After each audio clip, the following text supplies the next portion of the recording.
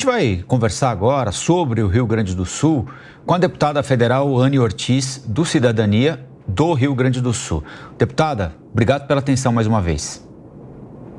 Bom dia, Rafael. Eu que agradeço vocês por estarem dando esse espaço, para a gente falar um pouquinho do que está acontecendo aqui no Rio Grande do Sul, nessa que é a maior, não uma das maiores, mas a maior tragédia climática que nós estamos vivendo. Bom, até quero pedir desculpas aqui já antecipadamente, porque a minha luz está oscilando aqui.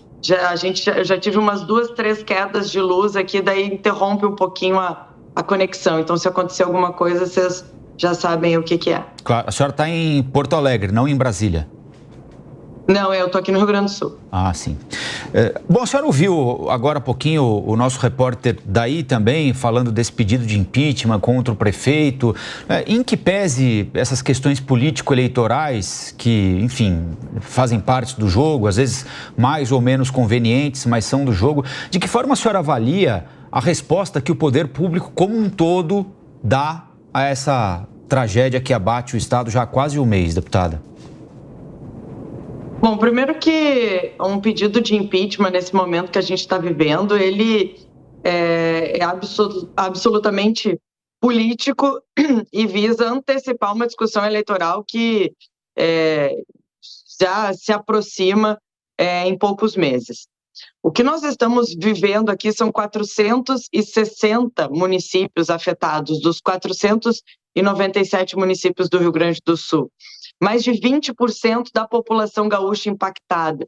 São mais de 2 milhões e 300 mil pessoas impactadas com esse evento climático que nós estamos vivendo. 163 o número de óbitos.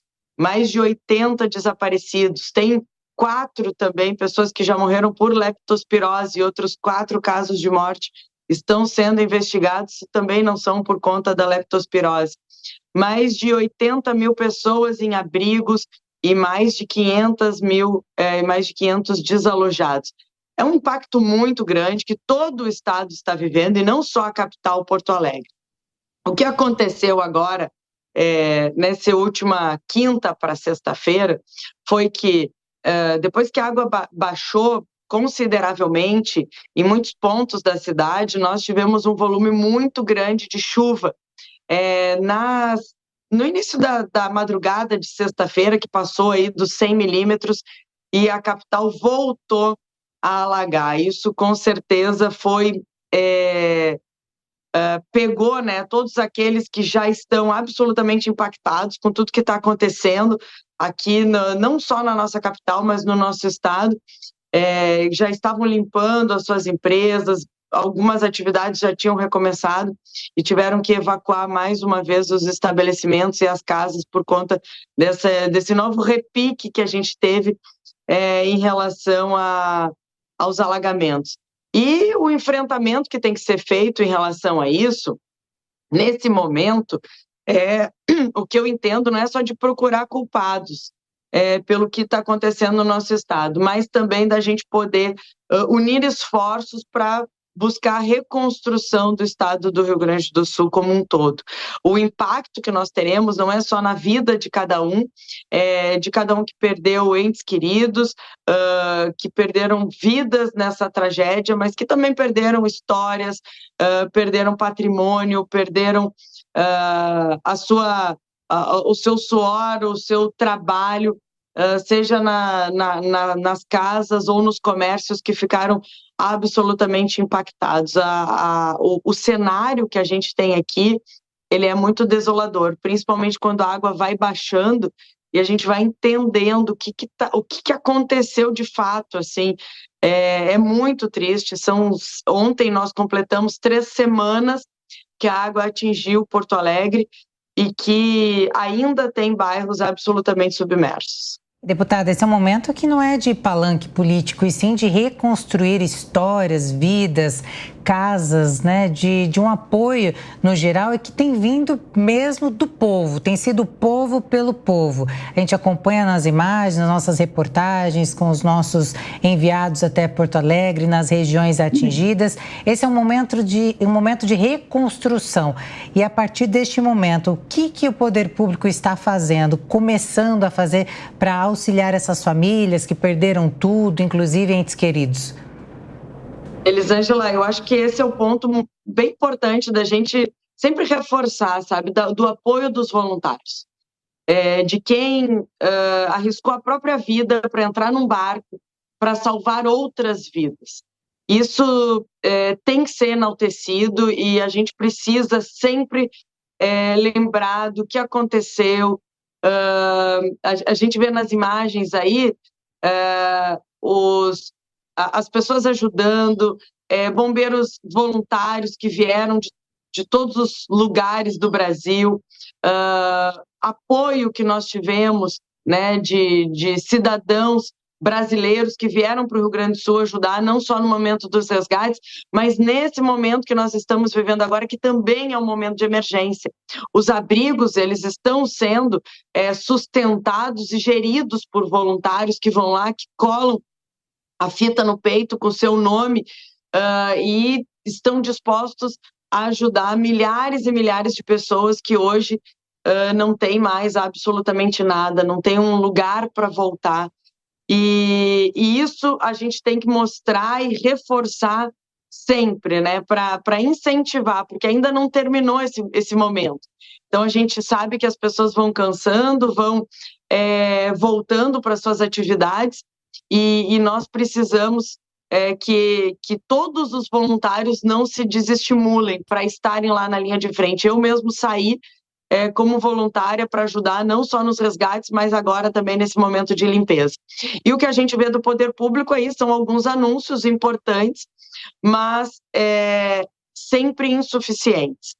A questão da volta para casa, né? O presidente chegou a anunciar que ninguém ficaria sem casa aqui no Rio Grande do Sul. Eu acho um pouco temerário esse tipo de anúncio, porque a gente que sabe aqui, que está na linha de frente, que sabe o tamanho do impacto que nós tivemos, dizer que ninguém vai ficar sem casa, na minha opinião, foi um pouco precipitado e até num tom de discurso, né, político, onde se anunciou, pegando talvez todos nós de surpresa, o ministro Pimenta como quem vai gerir, né, a gestão dessa grande tragédia aqui no Rio Grande do Sul. Então, o que nós precisamos do poder público, em primeiro lugar, recurso para as famílias poderem voltar para suas casas, aqueles que ainda têm uma casa de pé. Segundo, que o governo do estado anunciou um número de casas, um lote de casas para o Vale do Taquari, mas sabemos que ainda é um número insuficiente. Precisamos de grande recurso e grande aporte do governo federal, que é quem detém essa maior fatia, né, de recursos, porque não tem como esperar das prefeituras que já estavam com seus orçamentos apertados, que possam agora devolver para o cidadão aquilo tudo que ele perdeu nas enchentes, e principalmente a preocupação com a nossa economia, porque o impacto econômico ele não está só nas indústrias, no comércio, que está submerso, mas sim como a economia do estado como um todo, porque o que a gente vê aqui, e circulando naquelas áreas que não foram afetadas, eu poderia colocar como similar à época da pandemia, assim, caiu muito o movimento e nós teremos um impacto muito grande na nossa economia. Vilela? Deputada, bom dia. Deputada, nos últimos dias surgiu algumas especulações a respeito de um eventual adiamento nas eleições municipais agora no estado do Rio Grande do Sul. Esse tema, inclusive, foi objeto de comentários do presidente do Senado. O próprio presidente do TSE se colocou que nesse momento não estava sob discussão, mas que, eventualmente, num próximo momento, enfim. Agora, qual é a sua opinião a respeito? A senhora entende que seria necessário, seria oportuno esse adiamento? Olha, Vilela, eu acho que nós temos que considerar alguns elementos nessa discussão sobre adiamento de eleição, né? Porque um adiamento de uma eleição tem que sabe-se o impacto que traz, né? Isso, e principalmente a discussão só no Rio Grande do Sul. Eu ouvi, né, ainda não se sabe sobre o impacto nas urnas eletrônicas que estão num depósito que teve que teve um nível, né, de alagamento que talvez das 13 mil urnas eletrônicas teriam impactado 5 mil urnas eletrônicas, e se nós teremos tempo hábil de substituir essas urnas até a eleição, isso é um ponto, é uma questão técnica em relação à discussão da eleição. O outro ponto em relação à discussão da eleição é que hoje, nós estamos ainda no mês de maio, chegando na próxima semana no mês de junho, hoje nós estamos ainda dentro desse momento de emergência. E quanto tempo que ainda vai levar para que possa se reestabelecer, entre aspas, a normalidade aqui no Rio Grande do Sul, acho que esse é o ponto que também deve ser considerado. Mas não fazer isso com o intuito eleitoreiro, de favorecer A ou B. Eu acho que essa discussão não pode ser feita num momento acalorado que nós estamos vivendo aqui, de literalmente emergência, com muitos ainda, nós temos, como eu disse antes, mais de 80 mil pessoas ainda nos abrigos, e que essa discussão ela tem que ser feita de forma ampliada, com um amplo debate, principalmente passado esse momento que nós estamos vivendo, porque agora ela pode ser uma discussão contaminada. Eu acho que tem que ter muita cautela em sair dizendo que as eleições no Rio Grande do Sul têm que ser prorrogadas ou não prorrogadas. Eu acho que é um momento como eu disse antes, um momento de cautela, um momento que a gente não pode politizar ações, decisões, como é esse caso do pedido de prefeito aqui da nossa capital, do Sebastião Melo. Nós sabemos que o resultado, o que nós estamos vivendo hoje, ele é o resultado não só dessa gestão de 4 anos, mas de inúmeras gestões, e principalmente que nós temos que considerar o fator climático.